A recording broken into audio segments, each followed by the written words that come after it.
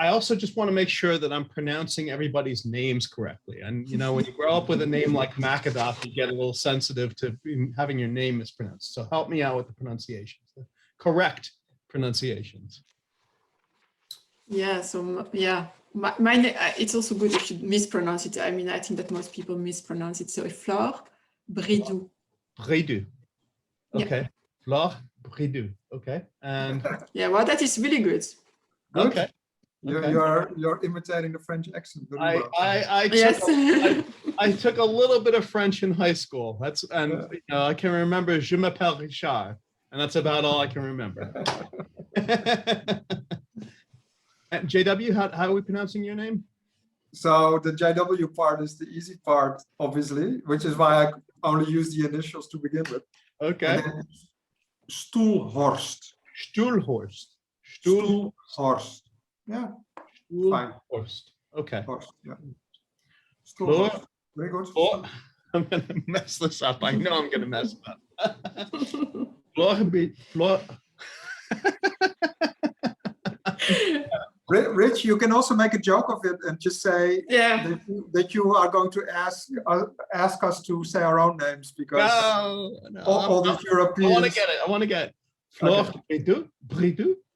Yeah. And J.W. Stoelhorst. No, Horst. Yeah, that's good. Stoelhorst. Yeah. Stoelhorst. Yeah, that's good. Hello, and welcome to this episode of the Academy Management Review's Origin Series. My name is Rich Macadot. I am an associate editor at AMR, as well as a professor of management at the Purdue University's Krannert School of Management, and I am your host for this series. On today's episode, we have Flore Bridoux and J.W. I'm going to have to edit this. On today's episode, we have Flore. If I can get past the names, I'll be okay. On today's episode, our guests are Flore Bridoux and J.W.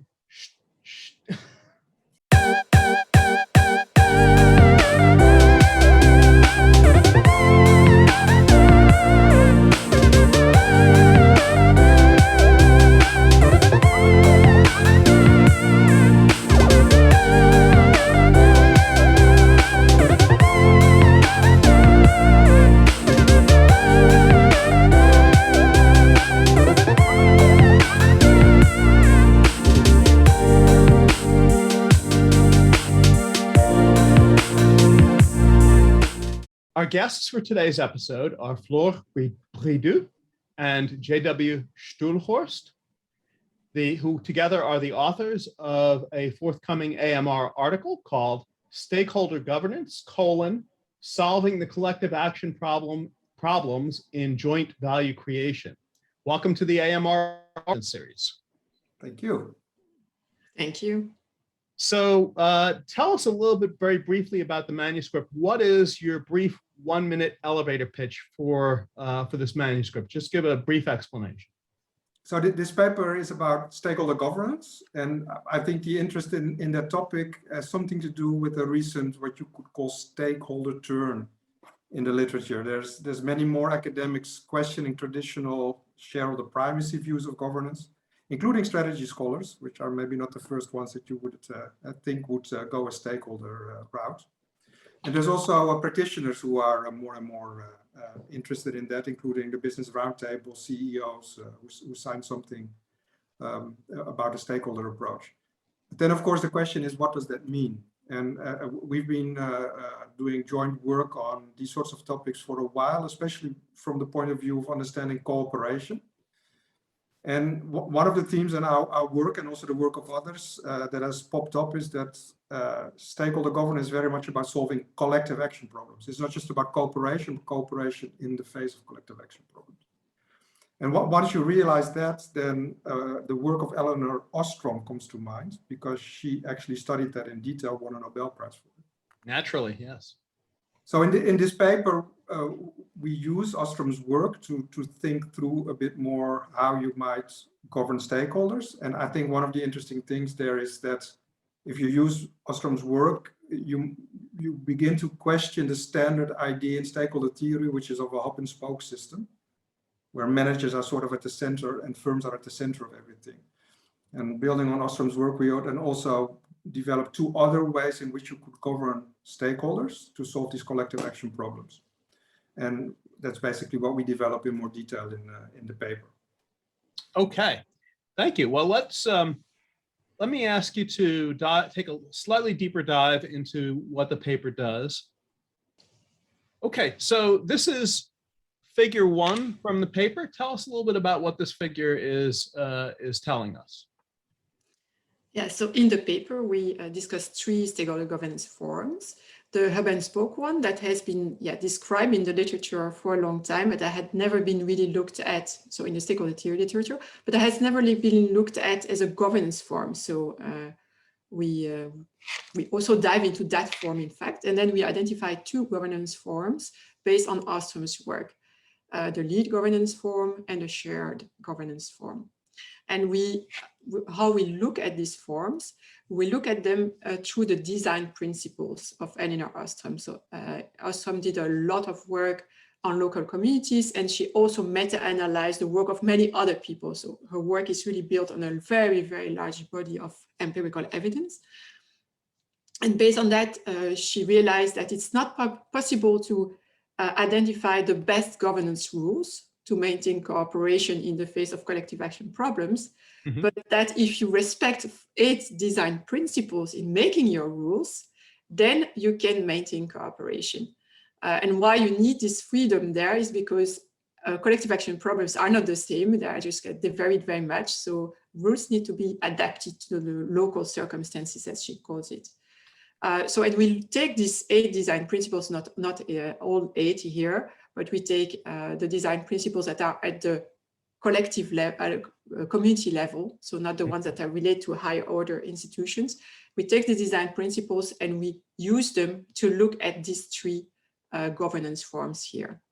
And we see that they really very much differ. For instance, who makes the decisions related to governance?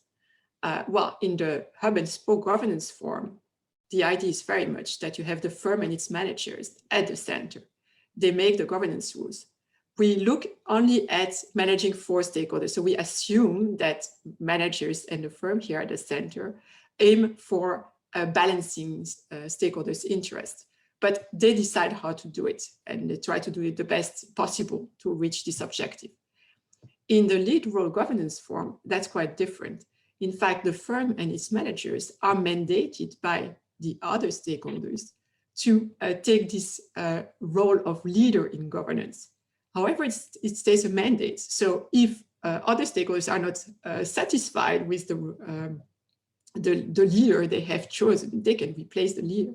And in the last form, it's really shared. So all the stakeholders participate in a relatively equal basis in making governance rules. So that is one of the design principles. Then we look at other design principles, who monitors and sanctions, because obviously if you have governance rules, it's very important that they are implemented, that the actors keep to them. Otherwise you have no solution to your collective action problems. And here again, the actor I just mentioned played these different roles. In the hub and spoke form, this really the manager and the firm at the center that will enforce the rules, really in this dyadic relationship with the stakeholders. So they monitor each stakeholder separately and very much they enforce the rules. While in fact, the lead role governance form, it's mostly the managers of the firm, but stakeholders also keep monitoring each other. So there is more control, if you want. You build on the fact that they are behind a community, and so that stakeholders who are involved in joint value creation activities together have the opportunity to see what others are doing, and so could also monitor and sanction. And in the shared governance form, everybody is really the idea of peer monitoring. Everybody is monitoring and sanctioning everybody else, which has advantages, but it also could be very costly if you want a team of stakeholders is growing very much, that becomes very cumbersome. We also look at who is resolving conflict and what type of conflict resolution mode is used. And here too, I mean, every time we apply a design principle, we see that there are clear differences. On one extreme, for instance, the hub and spoke governance form, you really have, again, the managers resolving conflicts. What is interesting is they could, depending on how the stakeholders are behaving, because it's all dyadic, apply different conflict resolution modes. So with very cooperative stakeholders, well, they can have very cooperative conflict resolution modes. Mm-hmm. And when there is a conflict, we don't really understand the rule very much. We come together, we discuss the rule to clarify. But if one stakeholder is behaving opportunistically, then it can become a much more aggressive form of conflict resolution, where in fact, really mm-hmm. And so while in the shared governance form, to give another example, it's really very cooperative mode of conflict resolution. There is not this possibility to go towards a more aggressive mode, which means that this form, in fact, works well with, in all the cases where stakeholders are all cooperative, if you want, collaborative in the mindset, but will have more difficulties dealing with conflict resolution when some stakeholders are opportunistic. What is interesting when we go beyond the design principles, because we also try to do that in the paper, is that the role of the managers are quite different in these three forms. In the first one, the traditional one for us in stakeholder theory, the hub and spoke, managers are really these benevolent patriarchs. They are the fathers taking care of the stakeholders, if you want. In the lead role governance, they become leaders, but they are chosen leaders, and they can be demoted also. And in the shared governance form, wow, they are one among many. They are not that important anymore. They have to deal with others on an equal footing. So that's the type of, and we also develop ideas around trust, and we don't have time to develop everything here, but we have like that different ideas around these three forms being different in many respects. Now you mentioned that Ostrom herself said there was no single best governance form, and in that spirit, you developed some propositions in the paper about when each of these three governance forms might be best. So this is your table 3 from the paper, where you develop those propositions about the conditions under which each of the three governance forms might work best. Why don't you talk us through this table a little bit and explain how it relates to the propositions?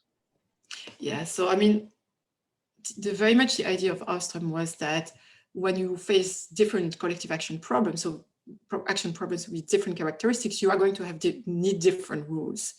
So we use the idea here to reflect on the working of the different forms and their efficiency into solving the collective action problems, and so fostering joint value creation.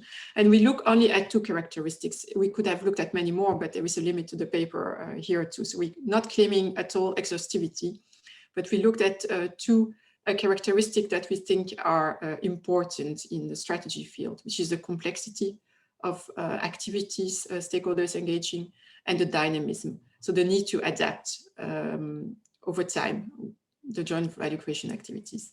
And we just then reflect really on how this different governance form can deal with that.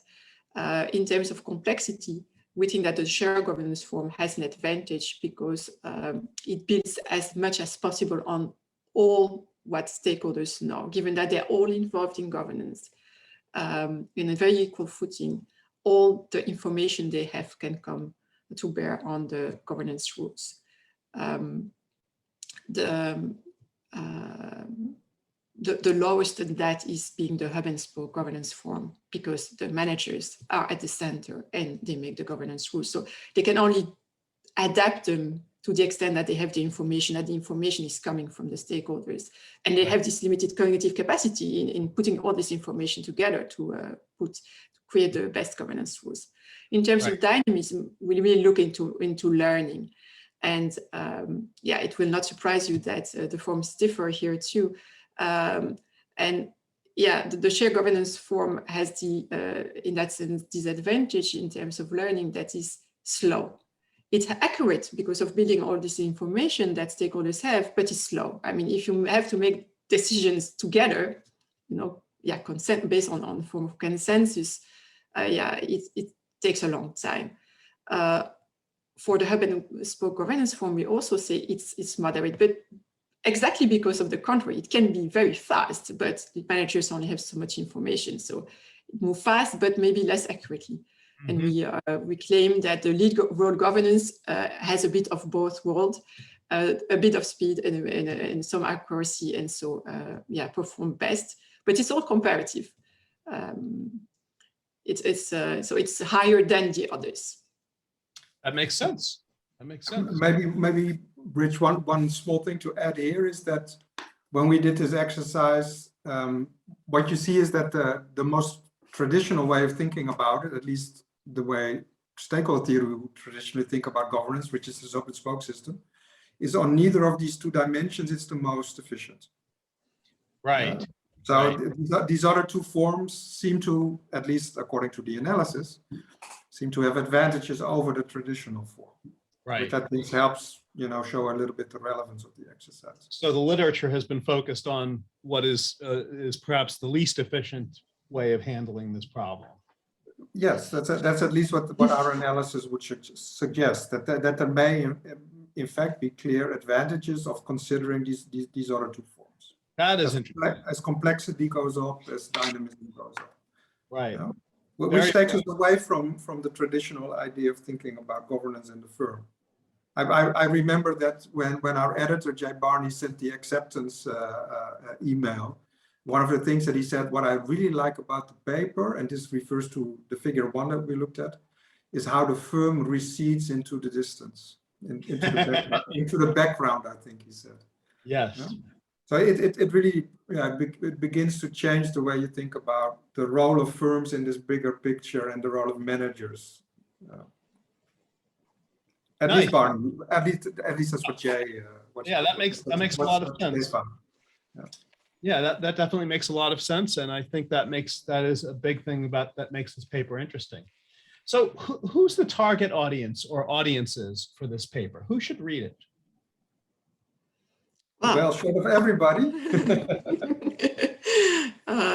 Well, I mean, obviously stakeholder theorists, but we think that it's of interest to strategy scholars who are interested in governance, obviously. Also, strategy scholars interested in inter-organizational relationships. After all, you can apply all this thinking to alliances, for instance.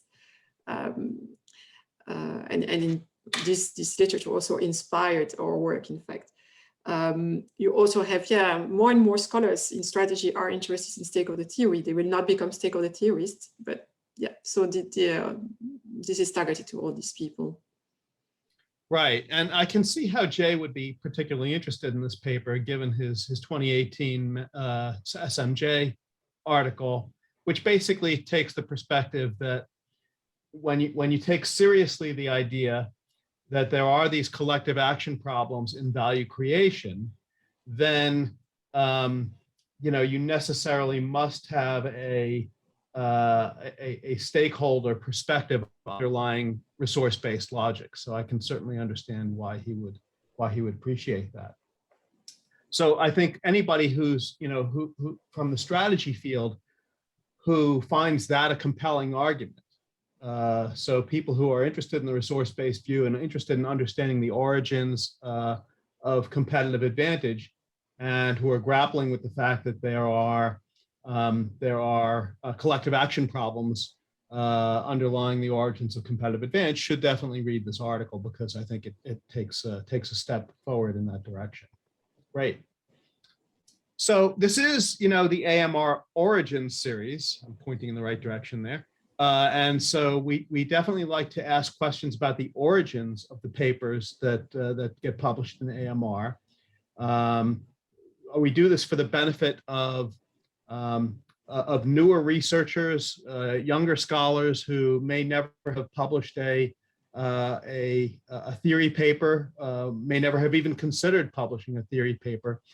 but to help them get an understanding of where does theory come from. So, you know, and I think there's no single answer to that question either. Theory comes from many different places in many different cases. So, you know, in this series, we like to be able to present, you know, a menu of different places that theory can come from for each of these different papers. So where did this paper come from? How did this project get started? Where did you get the idea for it? Yeah, so I mean, the topic for us is not new. We have been interested in cooperation in the face of collective action problems, stakeholder relationships for a while. So in that sense, yeah, that comes from our line of work. And I read Ostrom a long time ago, I have to say. And since the beginning, I was fascinated by her work. But it took me a long time to figure out how to use it, or to maybe dare really jump and really try using our work beyond that, the obvious, there is a collective action problem type of message. And so, yes, the paper here started really with the idea, I want to use it, I feel now I dare. So I want to use it, yeah, clearly to address cooperation among stakeholders. Yes, and then from there was and to do what exactly? Right. Beyond, yeah, and that took some thinking. And I have to say, if we can say a bit more, that initially it was not about, indirectly it was about stakeholder governance, but so we submitted to this special issue on the future of capitalism that J. Barney and others were editing. So we really try to use Ostrom to say something about capitalism as it is. And as you can see, there is not much of capitalism left in the paper. Right. So initially, we use it as a lens to look at the traditional narrative of capitalism and shareholder primacy. And the reviewers were not all that enthusiastic about the ideas. So in the revision process, we deeply changed the paper in terms of repositioning it. They told us it's better to focus on the collective of stakeholders. They say firm level, but okay, we understood it as collective of stakeholders, and not so much try to talk about higher level institutions as we were trying to do. There's maybe, if I can comment on that, there's maybe a general lesson for prospective AMR authors in our little experience there. Of course, we have published an AMR before, and we review for the journal, so we sort of know what we're doing. But even we went too broad and maybe lured in a little bit by the topic of the special issue, wanting to talk about the idea of capitalism and basically sort of putting shareholder primacy on its head. And I remember one of the comments of a reviewer after the first version who said, it's all very interesting, but this is a pamphlet, it's not a theory paper. and he was at least partly right. I mean, we could even see where he was coming from. So we, like Flore said, we drastically cut down and narrowed the focus really just on a contribution to stakeholder theory, stakeholder governance thinking. And right now we're writing a book chapter on these other wild ideas about. Okay. But there's a lesson there, I think, about what an AMR paper is or can be and whatnot. It needs to at least be positioned in a way that your reviewers can see that you're talking to a clear specific problem, and you're not taking on the whole world as we sort of seem to be doing, at least according to one of the reviewers. The exposition about capitalism survives in the paper at a part where you talk about joint value creation as being the, quote, delicate engine of capitalism. It's the phrase that you use. And it's delicate because joint value creation is a collective action problem. And that's what makes it delicate. And I think that's an interesting perspective on capitalism, right? Because, for example, in more socialist systems, there's less of a collective action problem because everything is mandated, right? You're just told what to do, and you don't have to kind of participate in working out those details for yourself in collaboration with others. So it is. I think that's a useful insight that the joint value, insofar as capitalism relies on joint value creation, and not in a way that is centrally planned, it means that that there is always going to be a collective action problem involved to be solved, and that will require the participation of the actors to solve it, right? And that is, I think, that is somewhat delicate. So I think you hit the nail on the head with that phrase. So am I reading the paper correctly? Is that right? Yeah, no, you're reading it completely correctly. And I think it's the biggest message, or the most important message of Elinor Ostrom, is indeed that the solution is not per se centralization. And I mean, my feeling is that I hear more and more often strategy scholars say we need more regulation. I'm very surprised because of the 10, 15 years ago, we were not talking about that. But that is a form of centralization again. Yes. And the work of Ostrom would question that. You really need centralization. Are really regulators going to be so clever? Like again, our managers at the center of the hub and spoke system, that they will develop the best governance rules. Well, we question that also indirectly, because we don't tackle that really. But yes, it has implications. This thinking of Ostrom for a lot of other things that strategy scholars are now discussing. There is something in her Nobel Prize acceptance speech where she basically almost explains her Nobel Prize as being for the work that she's done to break open what she calls a two systems view. So the traditional idea is either we have markets or we have centralized government. And if you really think of economic theory, then both of these forms have been modeled in a very idealized way. And Ostrom's message is, in an important sense, you don't have perfect markets, you don't have perfect centralization. What you have is polycentricity. It's all solving collective action problems in different ways, and somehow firms are part of that mix. And this, I think, for me, completely changes the way of thinking about governance. And I think it's something that not just we, but also some other strategy scholars are sort of beginning to hit on, in thinking, yeah, if it is about collective action, if you think about what people like Ostrom have been saying, you really have a completely different perspective on governance than the traditional economic views, where it's either pure market or pure centralization. Firms have central authority, there is a collective, but it's not socialism. Mm-hmm. So thinking that through, based on her work and other work about solving collective action problems, without sort of going to these idealized extremes of a pure market or a benevolent government, I think is very interesting for us as a field. So, okay, so you started with the topic in general, which you had a long-standing interest in, right? And you grabbed onto this attractive tool, which I'll call it, which is Ostrom's design principles. These nine design principles, right? So this was this very attractive tool, and you tried to do something very big with those nine that tool of those nine principles. And the reviewers told you, no, do something a little bit more focused with that tool. But somewhere along the line, you had to have introduced this idea of the three modes of stakeholder governance. Where did that idea come from? Because that, so far in your story, you haven't told us where that really central piece of the paper came from. I don't even know.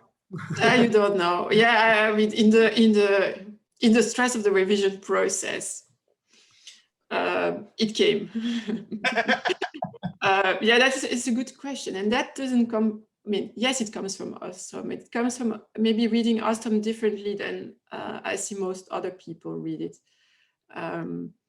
Is to see that there are two forms in Ostrom, which people usually only see the shared governance form. But when she describes the communities, she also very much talks about communities that have leaders that are chosen and that are usually obviously the old wise people.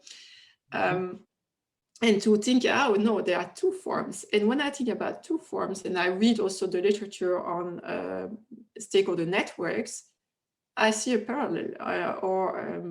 There are also papers on network governance. Not a lot. There are 2 or 3. That's very, very few. But okay, that resonates. We see all these forms there. And then that was the start of that part, and thinking, okay, now I can look at it with the design principles. So yeah, that may be the spark of creativity that you must be lucky to have along the way, because we are in the revision. We needed to change fundamentally the paper in that respect.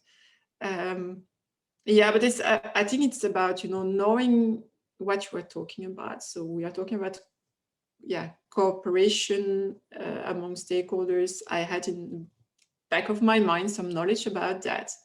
And it comes from, I mean, this usual thing, creativity is putting pieces of knowledge together. And I think it's really that about knowing these two fields and putting the knowledge together. Okay, cool. So it sounds like they pushed you to apply Ostrom's tools more narrowly, and you had to figure out, okay, well, what do we apply it to? And yes. I can read Ostrom a little bit more carefully and see if there's something there. And you were able to distinguish multiple forms of stakeholder governance from her work and characterize them and develop them into kind of a typology, which I think is an important contribution of the paper. Great. So tell us a little bit about what was it that made this project interesting enough to you for you to want to devote your time and effort to it? Well, the original idea was probably that we could talk at a very high level about capitalism and its problems, and especially the problems as when you look at it exclusively through a sort of a neoclassical economic perspective. And usually I'm the one that gets really excited by these big picture papers, but this time it was actually Flore who was in the lead, and normally she sort of tells me to narrow things down, and now we all of a sudden were in the opposite way of working, where she had big ideas. She wanted to take on all of governance, and I said maybe we need a bit of more focus. And then of course the reviewers came in and really hammered it down that we should focus more. So at least originally there was also the excitement of, look, here's an AMR special topic forum about a really big big topic, and they are waiting also for big statements, that I think was the original excitement. And then in the end it became a much more traditional theory paper, which we had written before, but I think that's originally where the excitement comes from. But having said that, I think that what we end up doing still feeds into a stream of research where other people like Jay, Barney, we mentioned it, but Peter Klein, John Mahoney, Anita McKay, and Christos Pitelis have been going in a similar direction. So there was stuff that we could still sort of link to that was even still exciting enough when we narrowed it down. But originally it was about saving capitalism from the capitalists. Okay. Did you want to add something, Flore? Yeah, I want that, and then just, using Elinor Ostrom's work is an exciting thing to do because of how clever it is. And there are so many other facets to her work. So I'm still working on some other, there's much more than the design principles for whoever doesn't know Ostrom's work. So go and have a look. There is so much there that can be used in management. So many theory papers, I guess maybe increasingly over time, are becoming are our co-authored projects, joint projects, team projects even. The day of the lone theorist may be behind us, I'm not sure. But it seems like there, you know, a lot of the papers that I edit for AMR are involving larger and larger author teams collaborating with each other. So I know that the two of you have been long-standing collaborators for literally for decades. What can you tell us about the process of collaborating on a theory project in particular?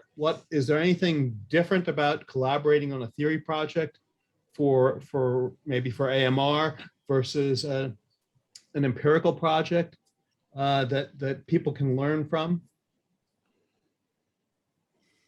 You want to start, or? Yeah, maybe it's really different from in an empirical project. I feel that often we tend to divide the work. You know, there is somebody who specializes in maybe, I don't know, collecting, analyzing the data, and one is more specialized in building a theory. And here it is, yeah, it is good work. I mean, in my feeling, if you do it together. So you need to kind of really, expose your work to the feedback of the other. Really listen carefully, which I'm not that good at, it seems, says my co-author here. And then integrate this. And she returns the favor. Yeah, so integrate these insights that you get and to really improve. And because you really need to take that next step. If you, by yourself, you stay,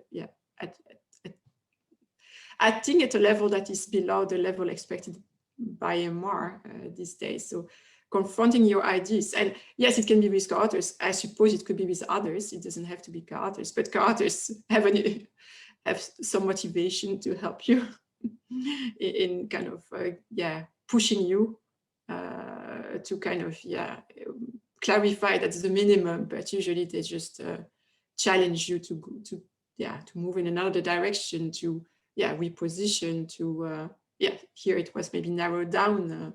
You are too ambitious. It's out of proportion. It's really in the dialogue. I feel that the paper is improving. Right. So dialogue is more important, perhaps, for a theory paper, and there's perhaps more complementarities involved in the process of developing theory than in developing an empirical paper. I would believe that. J.W., you had something else to add? Yeah. Well, if I just reflect on when the two of us worked together, we also had to learn that, because we really upset each other in the early days of trying to work together quite a lot. Although we both realized that the work was getting better, it was not easy. And I think one of the things for theory papers is you need to be able to disagree. And in order to be able to disagree without it becoming a fight or a personal thing, you probably need enough of a shared view of things so that you recognize where the disagreement is coming from.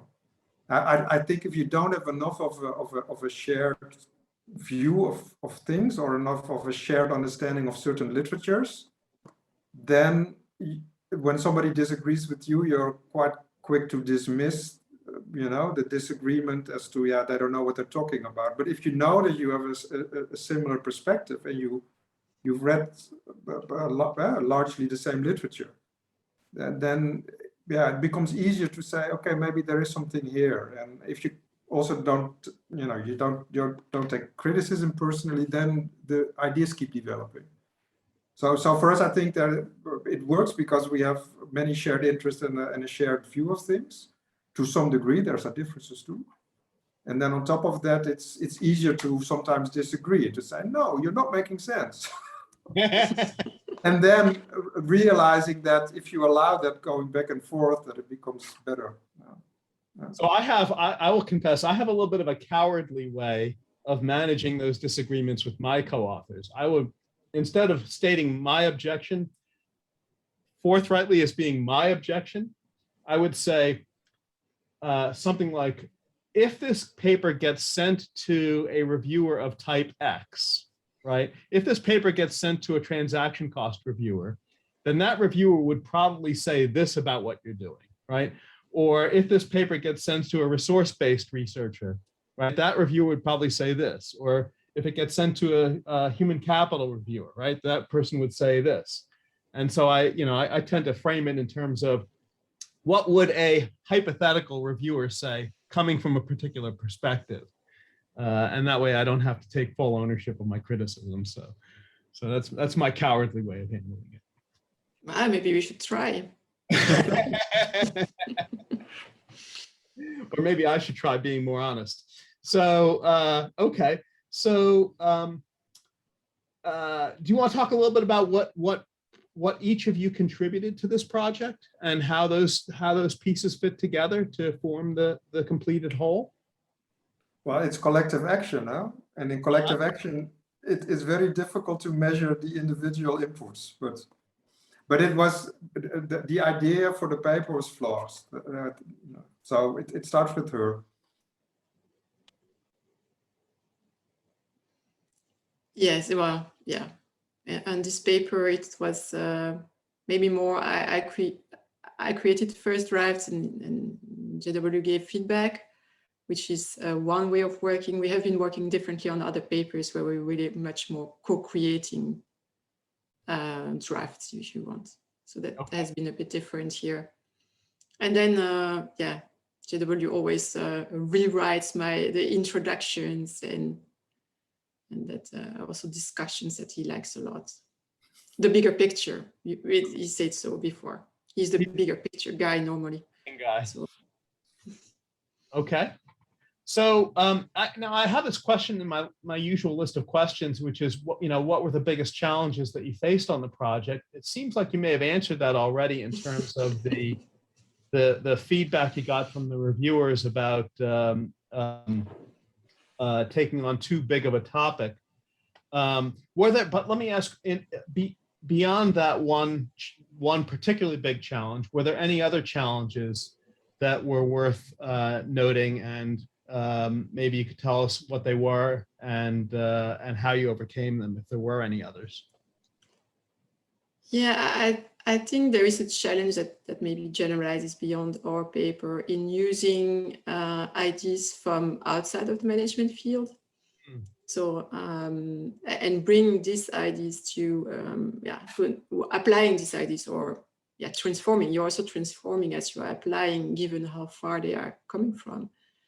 That's usually an exercise that takes some time, and that is, challenging to do. Because these ideas need to be transformed enough that they can make sense for the topic we're talking about. And we were a little bit challenged, not a lot, I would say, but we were a little bit challenged by the reviewers but does Ostrom's work really apply? Can you say something about, joint value creation by stakeholders based on Ostrom's work on fisheries and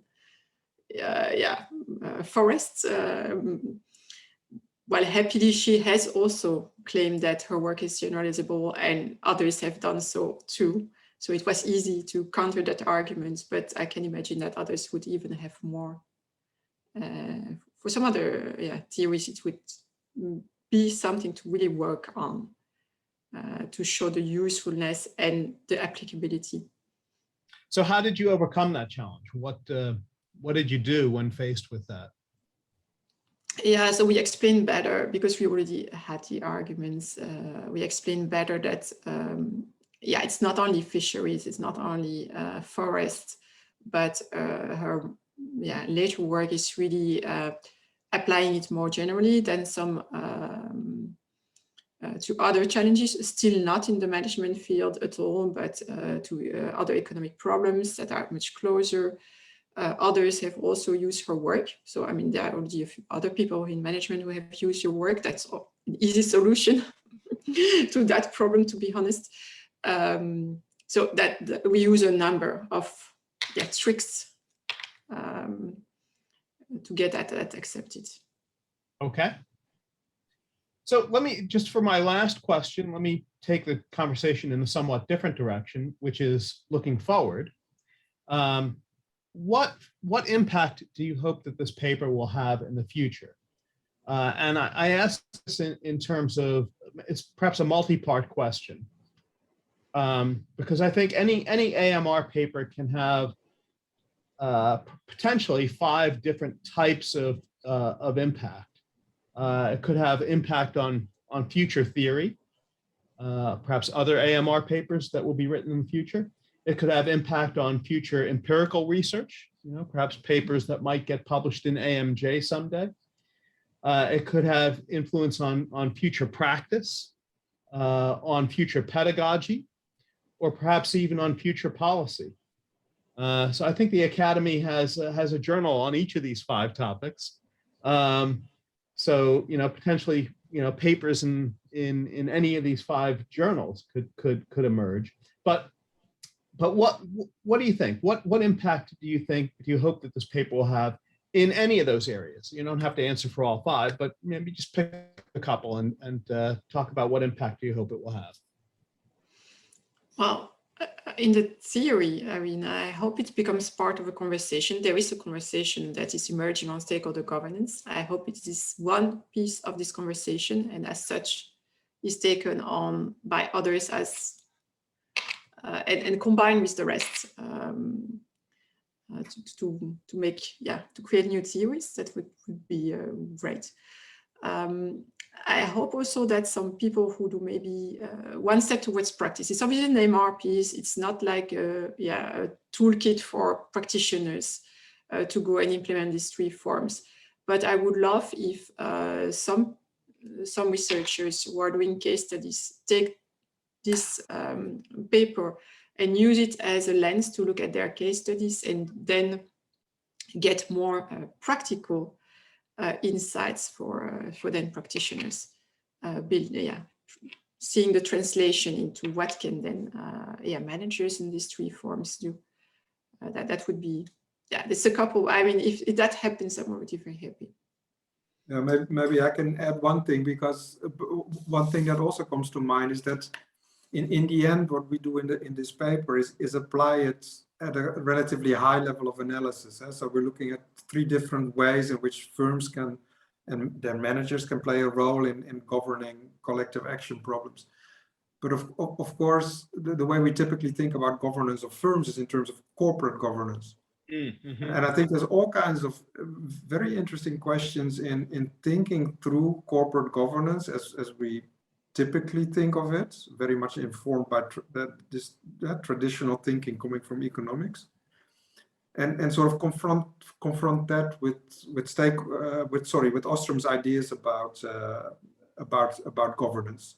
If it is really the case that firms are ultimately about solving collective action problems, and if Ostrom's rules are a very good general guide for solving them, then that also offers a lens to really start thinking differently about traditional ideas and traditional corporate governance practices, for instance.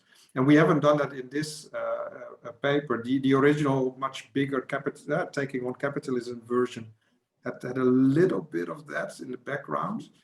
But my hope would be that as part of this bigger conversation that Flore is also mentioning, that we are really beginning to rethink how we see firms and managers and their role in not just creating value the way we think of it as strategy, but ultimately creating welfare for society as a whole.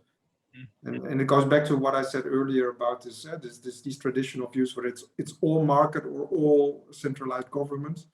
It's sort of an extreme version of privatized capitalism versus an extreme version of socialism. But the real world is maybe in between. And I think taking Ostrom seriously is the beginning of looking that in the eye, seeing that it's all about collective action, and firms are just part of that. Of course, the question is, does what she did for fisheries and forestries, etc., does it really translate to firms all the way? Mm-hmm. Or are there at some points things that we as strategy, organization, corporate governance scholars have to say that are specific to firms, and then we can improve on her design principles? That would be nice.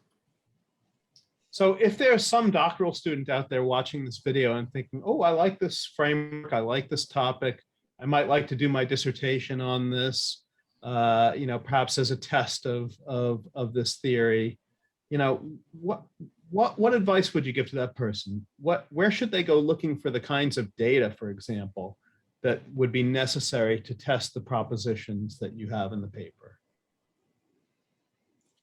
Yeah, so I mean, there are already case studies of networks of stakeholders. I think that would be really good to either look again at these case studies from a governance angle, because they haven't really been looked at in that way, or collect new information for other cases. That would be very useful. And to see the intricacies, how and also the processes in practice. How do they negotiate the rules? How does power play a role in these relationships, which we don't touch upon much in the paper? So I think that this would be a fantastic ways forward in terms of empirical work. The issues are so big that I don't immediately see quantitative work, but I mean, maybe my imagination is limited and others have. I have a PhD student who might have access to data that will allow some comparative work on a number of cases of shareholders coming together to try to influence firms, comparative case studies that there are possible, but you need then the data collected by others and have access to it. Yeah. Okay, well, that's about all the questions I have for today. So let me just say thank you very much for sitting for this interview and taking some time out of your evening to talk about the paper and where it came from, and to give some helpful advice and guidance to future theorists who may want to publish in AMR. So thank you very much. Thank you. Thank you, Rich, for your time too. Oh, I very much appreciate it. It's my pleasure.